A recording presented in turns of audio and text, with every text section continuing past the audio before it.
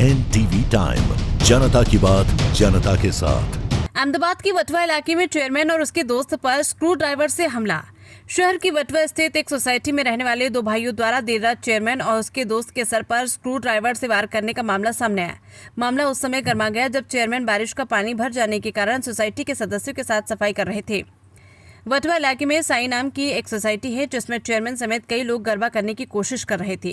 तुलसीराम नाम का एक व्यक्ति सोसाइटी का चेयरमैन है। कल बारिश के कारण सोसाइटी में पानी भर गया था, इसलिए गरबा करना संभव नहीं था। सोसाइटी में कुछ कमेटियों की बैठक हुई और पानी निकालने के बाद गरबा करने का फैसला किया गया। तुलसीराम और एक अन्य सोसाइटी के सदस्य बारिश का पानी निकालने का काम कर रहे थे, तभी उसी सोसाइटी में रहने वाला ऋषभ नाम का एक युवक एक्टिवा लेकर पहुंचा। ऋषभ ने अपनी एक्टिवा इस तरह खड़ी की थी जिससे तुलसीराम को दिक्कत हो। तुलसीराम ने ऋषभ को शांत जगह पर एक्टिवा खड़ी करने की सलाह दी, जिससे झगड़ा हो गया। ऋषभ ने तुलसीराम को गाली देना शुरू कर दी, तभी उसका भाई भी आ गया। तुलसीराम ने उसे शांति से बात करने को कहा और उसने हमला कर दिया। तुलसीराम के साथ सोसाइटी के लोग भी थे और उन पर भी हमला किया गया। तुलसीराम और उनके साथियों के सर पर पेचकस से वार किए गए, जिससे वे लहूलुहान हो गए। तुलसीराम के चिल्लाने पर सोसाइटी के लोग इकट्ठा हो गए, जबकि ऋषभ और उसका भाई भाग गए।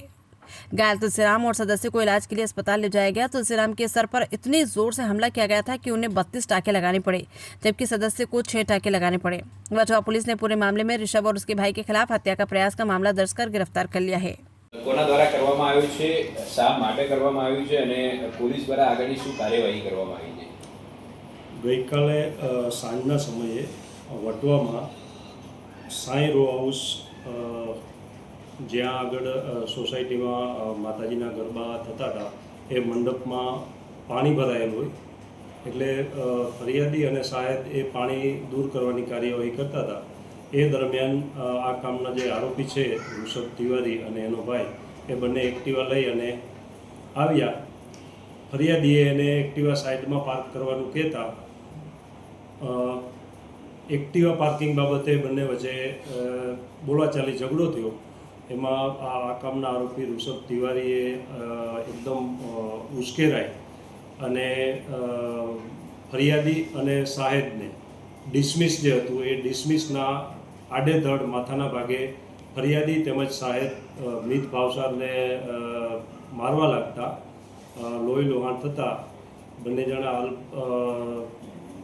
સારવાર હેઠળ છે પ્રાઇવેટ હોસ્પિટલમાં અને જે અંગે વટવા પોલીસ સ્ટેશનમાં ભારતીય ન્યાય સંહિતાની કલમ 109, 115(2), 351(3), 54 તથા જીપીએફ કલમ 135(1) મુજબનો ગુનો રજીસ્ટર કરી આગળની તપાસ તજવીજ ચાલુ છે।